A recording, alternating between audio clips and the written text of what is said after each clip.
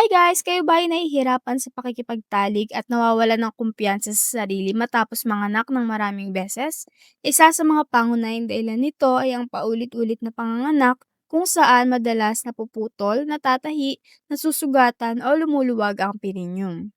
Dahil dito, nagkakaroon ng pananakit at discomfort tuwing nakikipagtalik, bumababa rin ang friction na nagresulta sa hindi gaano satisfying na intimacy at nagiging sanhi rin ito ng paghina ng connection ng mag-asawa.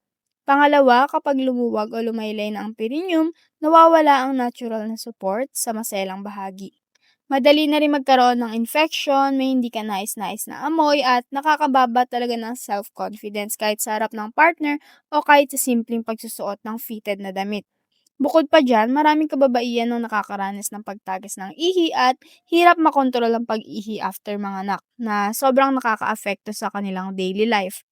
Para sa ganitong concern, nag-offer ang Jocostatic ng perineoplasty gamit ang pinaka-advanced technology ngayong 2025. Ang procedure na ito ay tumutulong para ma-repair ang structure ng perineum, mapatibay ito, paliitin at i-restore ang full function ng intimate area. Safe, effective at malaking tulong talaga siya guys para sa mga kababaihan na gustong maramdaman ulit ang saya sa pakikipagtalik, maibalik ang tiwala sa sarili at gumaan ang buhay mag-asawa.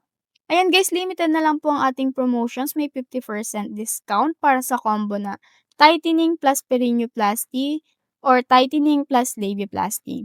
And guys, if interested po kayo, mag-iwan lang po kayo ng phone number para mabigyan namin kayo ng free direct consultation mula sa aming doktor. Ayun lang, thank you so much for watching guys.